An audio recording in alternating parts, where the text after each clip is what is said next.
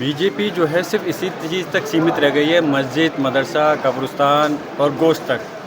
जो मेन मुद्दे हैं उनसे भटकाने का प्रयास किया जाता है और इस टाइप की मैं कहता हूँ आवश्यकता क्या है इस चीज़ की, ये चीज़ करने की। ये कोई पहली बार नवरात्र नहीं हो रहा, हम दूसरे के धार्मिक त्योहारों का सम्मान करते हैं और ये हमारा फ़र्ज़ बनता है, हमारा मज़हबी फ़र्ज़ है और हमारा संवैधानिक भी फ़र्ज़ है। हम किसी के मज़हब का अपमान नहीं करते, न ही त्यौहार का अपमान करते। हम चाहते हैं इस देश के अंदर 140 करोड़ जो नागरिक हैं वो सभी लोग अपने अपने मज़हबों को के साथ अपने सम्मान के साथ में रहें और अपने त्योहारों को अपनाएं। लेकिन ये इस प्रकार की टारगेट कर करके कि कभी मस्जिद को ढका जाना, कभी नॉनवेज को बंद करना, ये सिर्फ बीजेपी की एक पॉलिसी है और इससे इसी हद तक सीमित रह गई है। आज प्रदेश और देश कहाँ जा रहा है इसको उनसे कोई लेना देना नहीं है। मैं यही कहूँगा इन चीज़ों से बाज आना चाहिए और जो मेन मुद्दे हैं, जो जनहित के कार्य हैं, उन पे फोकस करना चाहिए। अच्छा भाई, अलीगढ़ में जो है एक इमाम को पीटा गया है, जय श्री राम के नारे लगवाए जा रहे हैं, उससे क्या कहेंगे? अफसोस है इस चीज़ के लिए। पहले भी मैं जब मैं विधायक था, विधानसभा में और संसद में हूँ अब, तो तब भी मैं उसको उठा चुका हूँ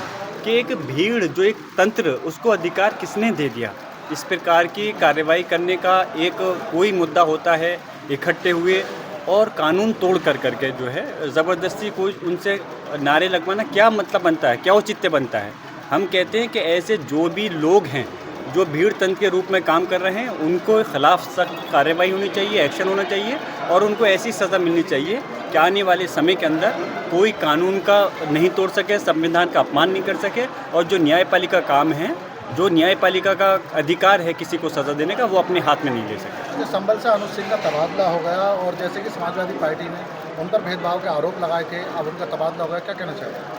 ऐसे अधिकारी को मैं तो यही कहूँगा कि बहुत पहले कार्रवाई होनी चाहिए थी और ऐसे अधिकारी को पुलिस सेवा में बने रहने का कोई अधिकार नहीं है। इस चीज़ को मैंने पहले भी कहा था। जिन अधिकारियों की जिम्मेदारी है कि जनता की रक्षा करना और वो उनके इस प्रकार की घटनाओं को अंजाम देने में अगर उनका रोल रहा है तो उनको तो दंडित होना चाहिए था पहले ही सरकार की तरफ से। लेकिन अफसोस है कि सरकार ने कार्रवाई करने की जगह प्रमोशन दिया और इससे हम तो कहते हैं कि जो अधिकारी सही काम कर रहे हैं या करना चाहते हैं, क्योंकि सारे अधिकारी एक से नहीं हो सकते ना हैं, तो उनको पर क्या असर पड़ेगा। कानून व्यवस्था तभी सुधरेगी जब सही तरह से ईमानदारी से सब लोग जिम्मेदारी से काम करें। खैर सरकार ने उनको ट्रांसफ़र किया है।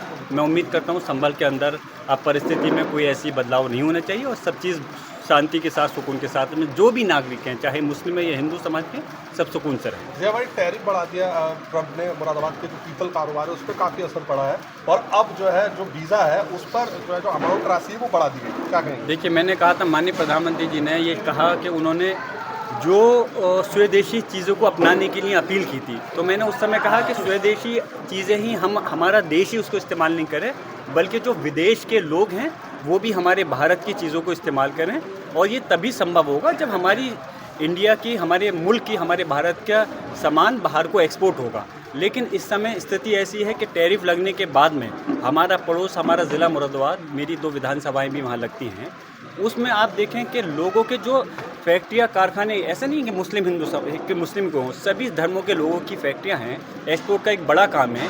किसी किसी फर्म में 1500 2-2 हज़ार तक लेबर है, वो बेचारे सड़कों पे आ रहे हैं, छटनी हो रही है।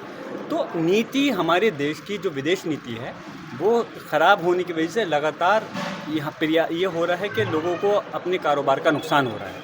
हम कहते हैं कि जो टैरिफ से लगातार नुकसान हो रहा है, नीति चेंज होनी चाहिए और जो कारोबार लोगों का ठप हो रहा है, लोगों के हाथ से रोज़गार जा रहा है, उसको रोकने के लिए सरकार को विशेष जिम्मेदारी को, विशेष चीज़ को अंजाम देना चाहिए। भाई, कुछ ही देर में प्रधानमंत्री मोदी राष्ट्र को संबोधित करेंगे, क्या मानते हैं आप? देखिए, हम ये कहते हैं कि संबोधित आप महीने में चाहे 1 बार करें या महीने में 2 बार करें, लेकिन संबोधन में कम से कम जो लोगों की सोच है, जिस उम्मीद के ऊपर आपको सरकार बनाई है और 3-3 बार सरकार बनाई है, वो बात अलग है कि लगातार आप केंद्र की सरकार का अगर ग्राफ उठा करके देखें तो ग्राफ लगातार घटा है।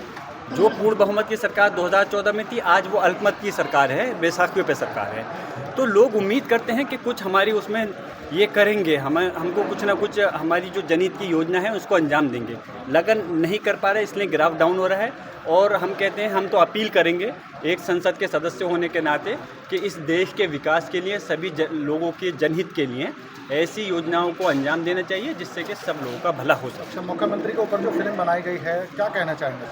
अफसोस है कि पहले जो फिल्में होती थी वो इस चीज़ पे आधारित होती थी, जो घटनाएं हैं, मनोरंजन हैं, या इस चीज़ पे प्रेरित होती थी कि किस तरह से चीज़ों को, सच्चाई को दिखाया जाता है। अब आप उसके अंदर भी राजनीतिकरण घुस गया है, और राजनीतिकरण इस हद तक नहीं, राजनीति भी होती तो वो भी हमें बर्दाश्त होता, लेकिन जो उस फिल्मों के ज़रिए जो राजनीति मैं तो गंदी राजनीति कहूँगा, जिसमें कि बांटने का, एक धर्म के नाम पे बांटने का प्रयास होता है, वो चीज़ अब फिल्मों के अंदर भी अपनाई जा रही है। हम तो कह रहे हैं कि सेंसर बोर्ड को और सरकार को इस पर तुरंत एक्शन लेना चाहिए, ऐसी फिल्मों को रोक देना चाहिए। जब इनकी फिल्में ऐसी रुकेंगी, नुकसान होगा, तो आगे को कोई ऐसा कदम नहीं उठाएगा। अगर ये लोग, सरकार और सेंसर बोर्ड काम नहीं करें, तो हम अपील करते हैं माननीय सर्वोच्च न्यायालय इसमें कदम उठाए, जिससे कि हमारे देश की एकता और अखंडता कायम रहे। अच्छा, गर्भ पंडालों मुस्लिम समुदाय के प्रवेश के रोक के लिए पंडाल के बाहर पूजा, तिलक के अलावा गौमूत्र का छिड़काव अनिवार्य कर दिया गया, क्या कहेंगे इस संबंध में? किससे कहा? गर्भ पंडालों को, जो दशहरा गरबे का जो आयोजन होता है, उसको लेकर जो है तुम्हारा ये देश के कई स्थानों पर बना है इस तरीके से। अगर मुस्लिम लोगों के लिए, देखो, अगर वो लोग रोक रहे हैं तो बस मुस्लिम लोग से मैं ये अपील करूँगा कि वो परहेज़ करें, नहीं जाए।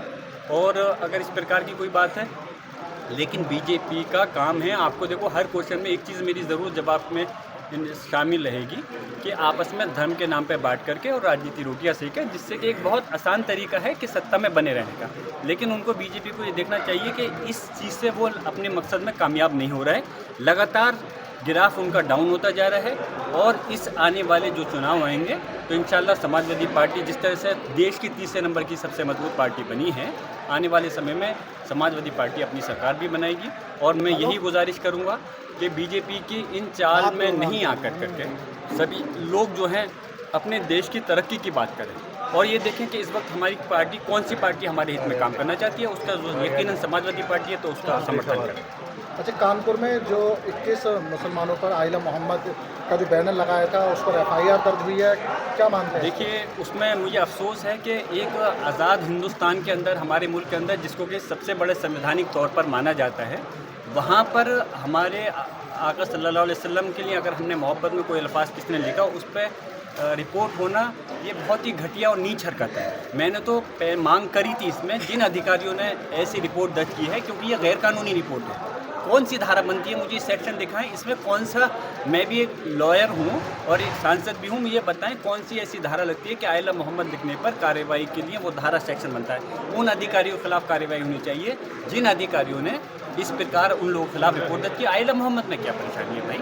हम भी आइला मोहम्मद कहते हैं, हम आप सल्लल्लाहु अलैहि वसल्लम से मोहब्बत करते हैं। और मैं आपको एक बात बताऊँ, इस हिंदुस्तान के अंदर जितने भी मुस्लिम समाज रहता है, वो अपने अल्लाह का तो इज़्ज़त करता है, अपने आका सल्लल्लाहु अलैहि वसल्लम की शान में कोई गुस्ताखी बर्दाश्त नहीं कर सकता। लेकिन मुसलमान जहाँ अपने मज़हब के लोगों की सम्मान करता है, कभी हमारा मज़हब इस्लाम ये मैसेज नहीं देता कि आप दूसरे धर्म के गुरुओं का या पुरुषों का अपमान करें। अच्छा, कार्यालय पर जो कार्रवाई की गई है, उसको लेकर क्या करें?